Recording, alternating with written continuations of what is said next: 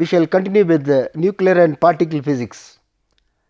Last class we have been discussing about the fission process, and we just started with the fusion, and now we will continue with more details in the fusion process. For this class we will be discussing fusion and thermonuclear reactions. That we will be discussing about what is the source of energy in sun and other stars, and we have got a scattering problem in one dimension, that is quantum mechanical tunneling. So we will just continue with the fusion. So the fusion is combination of two light nuclei into one. Already you remember the energy level diagram. The intermediate mass nuclei will be having more stability, and the light nuclei will have less stability, and also heavy nuclei will have less stability. Therefore, heavy nuclei will undergo fission, thereby the byproducts will be in the intermediate mass region. Thereby the binding energy increases. Similarly, in the fusion, light nuclei, they have got a small binding energy per nucleon. When they fuse together, they climb up the binding energy curve, and you will get a resulting nucleus which will be more energy or more stable with a greater binding energy. So we need not go back to the diagram. We will be able to understand from the binding energy, experimental binding energy curve, which we have been discussing for the fission case also.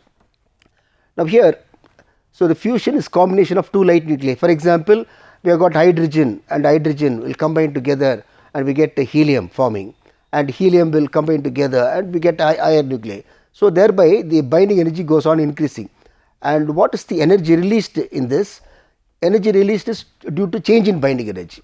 Due to change in binding energy, there is energy release. The resulting nuclei will be having greater binding energy. So here the fusion energy will be about 25 MeV. If you remember, in the case of fission, per fission was about 200 MeV, but for fusion it is about 25 MeV. But here it is only a light nuclei, and therefore we will have more number of nuclei available for a given. If we take maybe 1 kilogram of the substance, it will have more number of fusion occurring because it is a light nuclei. Energy is involved with the light nuclei. Now for the fusion to occur, for example, the hydrogen and hydrogen will have to combine together. They fuse, but in order to fuse, there is Coulomb repulsion. Hydrogen has got one proton, this hydrogen has got one proton. They have to overcome the Coulomb repulsion and then join. Therefore, it becomes the kinetic energy must be greater than the potential energy of repulsion.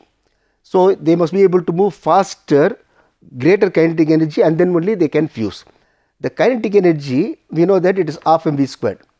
Kinetic energy is half mv squared, where m is mass of if we take hydrogen fusion, it is mass of hydrogen, and v is the velocity with which the hydrogen will come closer to each other, velocity.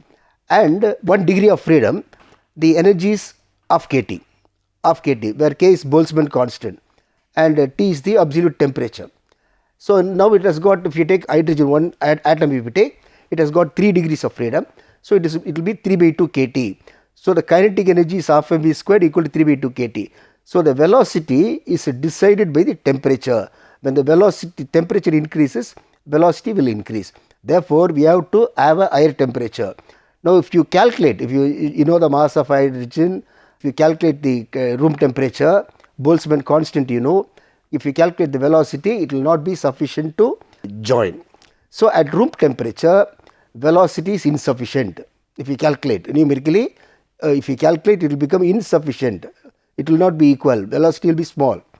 Therefore, for fusion, about 10 power 6 Kelvin to 10 power 7 Kelvin is required in order to make the velocity sufficient so that they will join together. So that is the situation for fusion. You require high temperature, and the fusion reaction, this is hydrogen, isotope of hydrogen, and another isotope of hydrogen. This is mass number 2, this is mass number 3, and then they join together, we get helium-24 plus 1 neutron. You just see the equation, the atomic number 2 and then mass number 5, we get 1 neutron here, neutron is chargeless, so the equation is valid, and we get energy released Q. Now this is the energy, source of energy in the sun and other stars. High temperature is involved, we call it as thermonuclear fusion reaction. So, thermonuclear fusion is the source of energy in the sun and all other stars. So, there hydrogen fusion is taking place with a large temperature, very high temperature, sun's temperature. At that temperature, the velocity is sufficient for fusion to occur. At this high temperature, ionized molecules, we get ionized molecules. See, we get gas. So, we got the states of matter. First is solid, then liquid, then we get gas, that is third state, gas, normal gas. Now, if that gas is ionized, it is called plasma. So, it will be at high temperature, it will be ionized. So, the plasma is the fourth state of matter. Now, at 20 million degree Kelvin temperature, if we calculate, the kinetic energy is 0.1 MeV, which is sufficient to overcome the Coulomb repulsion, and therefore fusion takes place. So, the fusion can take place only at very high temperature. So, we have got the stellar thermonuclear reactions. We get hydrogen, 4 hydrogen plus helium plus two positron is evolved, and then we get Q, the energy released Q is 27 MeV. And here we get one helium and then helium, and it becomes helium-24, and two protons are emitted, 27 MeV. This is the energy released in one fusion. Now, here such a energy is released in sun and other stars. So, we are not able to produce fusion reactor. We have got fission reactor. Fusion reactor is yet to be realized because of the high temperature involved, and therefore, you can't have any container which can withhold this high, or any container which can withstand this very high temperature, about 20 million degree centigrade or Kelvin. So, that is the background for fusion, and once the fusion we are able to produce fusion in lab, controlled fusion in lab, then there will be a very good source of energy for the whole world. Now, we will go to a different problem, scattering problem in one dimension. So, here we are just what we are going to discuss is the particle. For example, neutron, if we take, the particle behaves as a wave, that is due to de Broglie hypothesis. We know any particle can behave as a wave, and a wave can behave as a particle, dual nature. So, here the whole quantum mechanics is based on treating particle as a wave. So, the particle is treated as a wave. Now, the scattering in one, we are going to consider scattering in one dimension. If we take neutron, it can go in all direction, then it becomes 3-dimensional. Now, here we are considering neutron moving in one dimension. So, it is a one dimension problem we are considering, and we are talking about finite potential step. We are considering one potential. So, this is here it is 0, and there is a potential at V equal to V0. Here it is, there is a potential step. So, when you physically, here the potential is 0, here the potential is V0. Region 1 has got potential 0, region 2 potential V0. So, we call it as V0 is the height of the potential barrier, and E is the energy of the particle in region 1. So, we are considering, for example, neutron, it is in this region. Now, if it is a particle, it cannot come to this region at all, it will get only reflected, but because it is a wave, it can penetrate. That is what we are going to see now. It can penetrate because we are treating the neutron as a wave. So, energy E is the energy of the particle. Now, we will just go further. Classically, if E equal to less than V0, that is the energy of the particle is less than the height of the barrier, then it can only get reflected. So, that is what we just see, it can only get reflected in this region. Here it can get reflected here, it can never pass through. That is classical, that is the classical picture. So, there is no transmission to region 2. Transmission to region 2 is not possible classically. Quantum mechanically, when you say quantum mechanically, it means the particle is considered as a wave. Neutron is not a particle, it can be considered as a wave according to de Broglie hypothesis. Here also E less than V0. So, even if E is less than V0, both reflection and transmission can take place. That is it. Because just we come back, just see the optics. Suppose you take optic, we get a light wave. The light wave gets reflected and it can pass through also. If it is a translucent material, if it is a perfect opaque body, it will get reflected, the light wave. Otherwise, part of it can enter. Even if you take a paper, part of it will enter. Therefore, if you take neutron as a wave, it has to, like as we have light passing through an object, this can also pass through. That is the concept here. And we will find at the end, we will find that it is possible for the neutron to penetrate. It is called barrier penetration. Now, quantum mechanically, both will take place. Now, how will you consider the transmission and reflection? So, first we will take a Schrodinger equation, differential equation, and we will solve that. So, this is psi is the wave function, d squared psi by dx squared, we get this equation. Here m is mass of the particle. Here if we consider neutron, that is the particle, and E is the energy of the particle, and V is the potential barrier, which is larger than this. V is greater than E.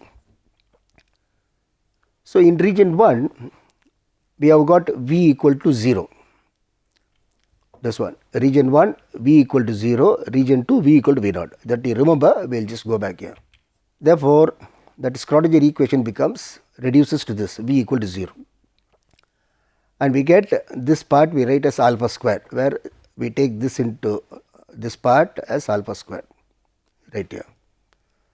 For this equation, the general solution will be this one. We have already written alpha. So, the first term is incident wave. See, we get e power plus quantity, here e power minus quantity. So, it is an incident wave, and here the second term is the reflected wave. Now, in region 2, that is V equal to V naught, you remember the diagram, there we will write as V equal to V naught. Therefore, I will write V0 minus E, and here this part is written as gamma squared. So, we will come back to this alpha and gamma. Here the general solution will be for the differential equation, this is the general solution, e power plus gamma x, e power minus gamma x.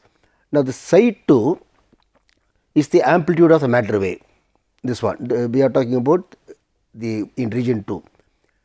First term implies increase in amplitude. See, the first term implies there is increase in amplitude because e power plus some quantity. The first term implies increase in amplitude, which is not physical.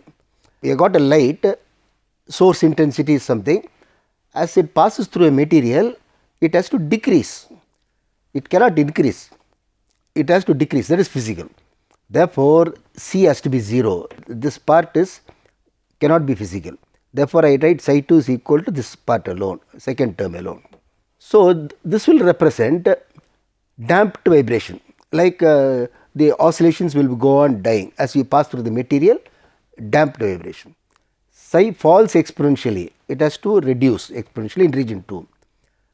Here we have written A, B, D are constants. So, how do you determine the constants here? See, at the boundary, the wave function and its derivative must be continuous. So, you have got a wave function, that is the amplitude of the wave, it cannot abruptly change. So, it has to gently change only. And also the derivative, when you say derivative, if suppose if it is having a positive slope, it should continue to have positive slope. If it is having a negative slope, it should continue to have negative slope. It can't suddenly change. Therefore, at the boundary, what is the boundary between region 1 and 2? It must be continuous. So, psi 1 equal to psi 2 at x0. Therefore, from equation 1 and 2 we see I will be getting A plus B equal to D. And the second part is derivative. So, I take d by dx of psi 1, d by dx of psi 2 at a, both must be equal. Therefore, it is only a mathematical, the two equations we wrote, from that we get these equations, and we are able to get an expression for B in terms of A. So, we are getting relation between B and A. Generally, we have got only the constants. Generally, energy density is proportional to amplitude squared. we have to take like wave function squared. We will just understand that we are just taking a classical picture. Suppose I consider sound wave in air, and what is the energy? Energy of the sound wave. Sound wave in air, therefore it is m is the mass of the air molecule, one air molecule, and v is the velocity of vibration, that molecule will vibrate. So, when you are talking loudly, mass is same. When you are talking loudly, the velocity will be larger. When you are talking softly, the velocity will be small. And velocity, because it is oscillating, we can write the linear velocity and angular velocity, v equal to r omega. So, I can write as r squared omega squared. So, what we observe here is the energy is proportional to r squared, amplitude squared, that is natural. So, when you are talking loudly, amplitude is larger. So, the energy is not proportional to amplitude, but amplitude squared. Energy is proportional to amplitude squared. So, E is proportional to r squared. Therefore, what you need to have is, instead of B, I have to get B squared, because B is proportional to the constant B is proportional to wave function psi. So, instead of taking psi squared, I can take B squared or A squared, depending on which region 1, region 2, incident, all that. So, the wave function psi is the amplitude of matter wave. So, I can directly say modulus psi squared is the particle density. I can also write a psi star, which is also particle density. What is psi star? It is complex conjugate, or I can just take modulus squared equal to particle density. So, now you understand we have to get B squared and A squared. First we wrote A equal to B, but here writing B squared equal to A squared. A squared corresponds to incident wave, B squared corresponds to reflected wave. Then from 6, all particles get reflected at a barrier. So, here we got a barrier like a wall. So, all particles will get reflected. Therefore, from 4, so from 4 we get this part. So, here we are getting relation between D and A, and we need to have square. So, D squared will be this one. So, what we observe is, so the attractive potential causes reflection at the barrier. Now, this nuclear potential is a square hole potential, as we said now. Origin is the nuclear center and A is the nuclear radius. So, as a charged particle emerges out of the nucleus, we get this potential. See here, this one. As it emerges out, it will have repulsion. This is the Coulomb repulsion. This is nuclear attraction. So, for an alpha particle, suppose an alpha particle emerges out of a nucleus, it will experience both attractive and repulsive. When it is inside, the alpha particle is inside the parent, it is attractive. When it comes out of the parent, it is repulsive. We have just discussed about fusion and source of energy in sun, and this part fusion is for fusion of two light nuclei we have discussed, and the source of energy here we get in sun we have written, but if you take for other stars which are hotter than sun, then we have got a different cycle. It is called, we have got two cycles, proton cycle, and the other one is carbon cycle. So, there we get carbon nitrogen cycle. So, we got two different cycles and thermonuclear reactions which are responsible for sun and other stars. And this scattering problem we have just discussed is based on the assumption that a particle can behave as a wave and it causes reflection. And here theoretically this alpha particle will experience, and there is a probability of tunneling. This was worked out by Gamow. This concept, quantum mechanical penetration, was worked out by Gamow, and we have got the famous Gamow's theory of alpha decay. and that is the first verification of quantum mechanical tunneling. So far up to this it was only theoretical, and Gamow applied this concept for alpha emission, and he got the experimental half-life in agreement with the theoretical half-life in agreement with the experimental half-lives, and therefore that was in 1928, and Gamow got Nobel Prize for that. And therefore, this particular scattering problem as a wave, the theoretical one, has been experimentally verified. And also in electronics, we have got what is called gun diode, tunnel diode, which is based on this concept. And we have got many other new nanotechnology devices which are based on this concept. So, what we have found here is a scattering problem in one dimension shows that there is non-zero probability of tunneling. Why we are considered one dimension? Because it is symmetric.